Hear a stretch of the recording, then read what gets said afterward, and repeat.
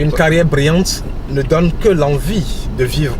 Une carrière brillante ne fait que rentrer davantage d'argent à la maison. Une carrière brillante ne fait que, pourquoi pas, améliorer la vie de fortune. Mais il se fait parfois que des gens restent dans leur carrière sans jamais bouger.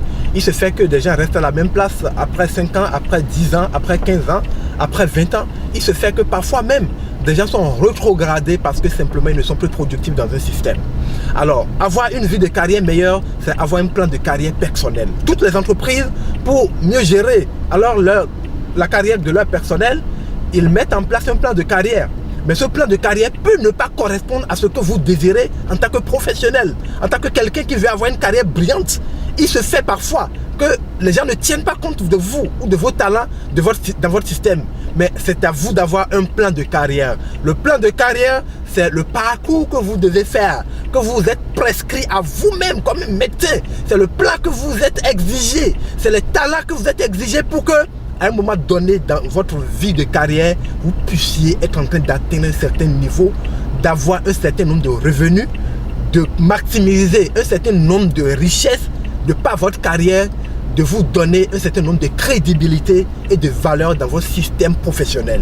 Et si vous ne l'avez pas, vous deviendrez tous les jours des victimes, des gens qui subissent, pourquoi pas leur carrière, alors qu'une carrière c'est un métier, une carrière c'est ce que vous faites, une carrière c'est votre vie. Vous passez 80% de votre temps, de votre vie bien sûr, pendant que vous travaillez au boulot, dans votre entreprise, au travail, mais vous ne songez pas à comment est-ce qu'il faut l'organiser pour que ça soit meilleur. Vous levez comme tout le monde, vous allez au travail, vous revenez et ça devient une routine. Vous ne vous posez pas la question, mais qu'est-ce que je gagne? Quelle est ma passion à continuer à travailler de la manière dont je travaille? Est-ce qu'il suffit pour moi de gagner de l'argent? Est-ce qu'il suffit pour moi de connaître des promotions? Est-ce qu'il suffit pour moi alors d'avoir une vie où je paye mes factures, où je n'ai pas de pression? Une carrière doit être tracée, une carrière doit être écrite, une carrière doit être remise à jour au fur et à mesure qu'on évolue dans le temps. Et si vous ne faites pas tout ça, vous évoluez, même si vous devenez la meilleure personne dans votre entreprise, c'est pas hasard et vous pouvez redescendre au plus bas niveau à n'importe quel moment parce que votre tête ne plaît plus à ceux qui ont le pouvoir de décision ou que vous n'êtes plus capable ou vous n'arrivez plus à atteindre les objectifs qu'il faut. Alors une vie de carrière, c'est une vie pondérée. Une vie de carrière, c'est une vie organisée, tracée, où on travaille chaque minute, chaque seconde, chaque jour, chaque semaine, chaque année, chaque trimestre sur les objectifs qu'on s'est fixés en tant que cadre dans sa carrière ou même en tant que propriétaire à son entreprise. Parfois, j'ai vu beaucoup de chefs d'entreprise ou beaucoup d'entrepreneurs qui ont une carrière d'entrepreneur. Bien sûr, on peut avoir une carrière d'entrepreneur parce qu'à force de créer tous les jours, à force d'innover tous les jours, ça peut devenir votre carrière de le faire. Mais il faut le faire jusqu'à un moment donné et décider d'aller à la retraite parce que la vie n'a aucun sens lorsque vous devez passer toute votre vie à travailler, à être sur des fronts. Mais il faut avoir un moment où vous jouissez de la vie, où vous vous concentrez sur vous-même, où vous vous offrez le maximum, où vous menez une vie sans limite, mais une vie pleine de vie et d'abondance. Mais malgré que vous soyez bien sûr chef d'entreprise, vous devez avoir un plan de carrière. Vous devez savoir à partir de quand vous rentrez dans la gestion de la vie. Vous devez savoir à partir de quand vous devenez la personne équilibrée qui jouit. Tout ça là doit rentrer dans votre plan de carrière. Vous ne devez pas vous voir rattrapé par la vieillesse sans avoir planifié ou organisé alors votre retraite. Vous devez savoir à partir de quelle année. Vous devez savoir quels seront le niveau de vos revenus. Vous devez savoir où est-ce que vous serez, qui vous serez, quel type de personne vous serez, combien de rides, pourquoi vous aurez en allant à la retraite. Parce que, comme l'a dit une dame, il faut que je puisse encore savourer la vie pendant que je suis en retraite. Ce n'est pas pendant que je suis vieux ou que je suis vieille et que je ne suis plus capable de jouir de la vie que je vais décider maintenant, il faut que j'aille à la retraite. Non, votre plan de carrière doit vous dire exactement qu'est-ce que vous voulez tirer de la vie. Tirer quelque chose de la vie, c'est simple, mais c'est de l'organiser à travers le travail qu'on le fait.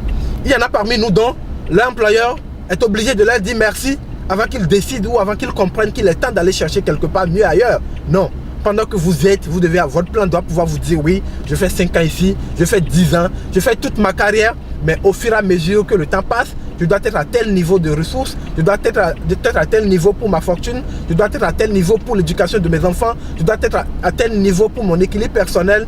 Et si vous n'y êtes pas, remettez-vous en cause, regardez-vous, remettez-vous au travail, travaillez sur vous. Si vous travaillez sur vous, vous pouvez bénéficier de tout ce que vous voulez dans cette vie. Parce que la vie est très gentille. La nature est clémente. Elle donne à toutes les personnes qui la demandent. Il faut juste demander, être prêt à payer le prix qu'il faut et vous l'avez simplement. Les seules personnes qui se plaignent, c'est ceux qui n'arrivent pas à demander, mais qui n'ont pas de plan, et qui subissent la vie dans tous les sens. Si vous avez la chance de faire un plan de carrière, Dieu merci pour vous, remettez-vous là-dessus, posez-vous la question, est-ce que je suis là où je dois être? Si je ne suis pas là où je dois être, que je me pose la question, est-ce que j'ai fait ce que je dois faire?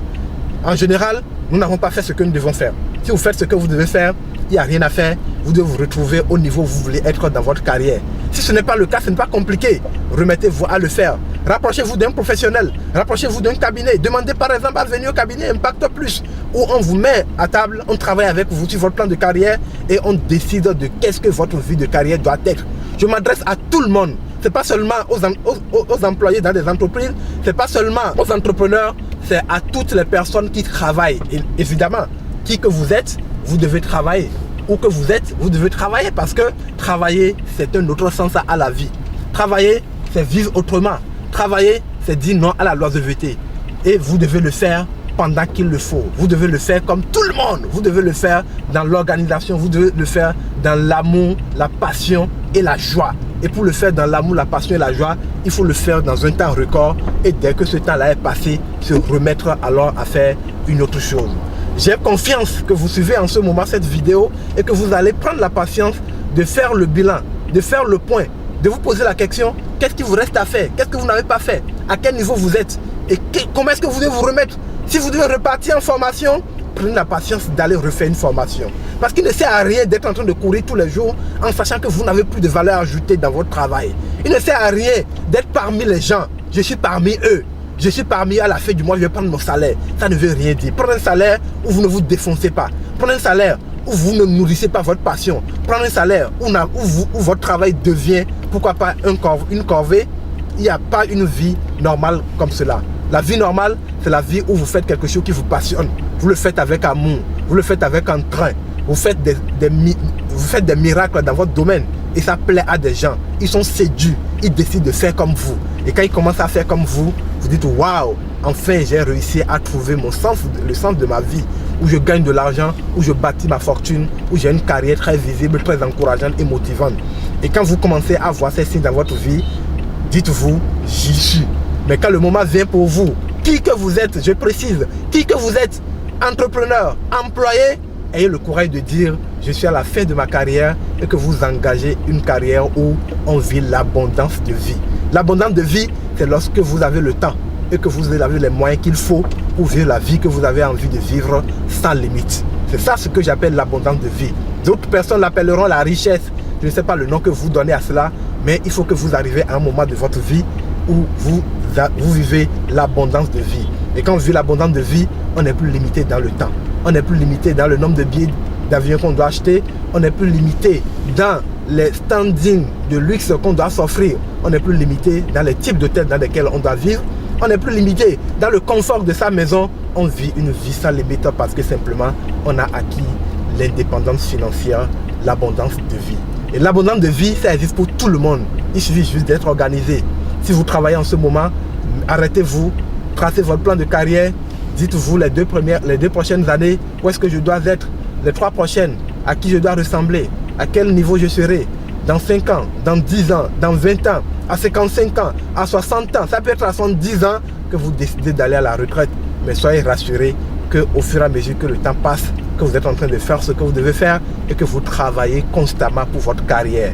Aucune carrière ne devait être une corvée. Lorsque votre carrière commence à devenir une corvée, rentrez chez vous, demandez quelques jours de congé, réfléchissez sur vous, allez à la plage, marchez au bord de la mer, posez-vous des questions sur ce que vous êtes devenu.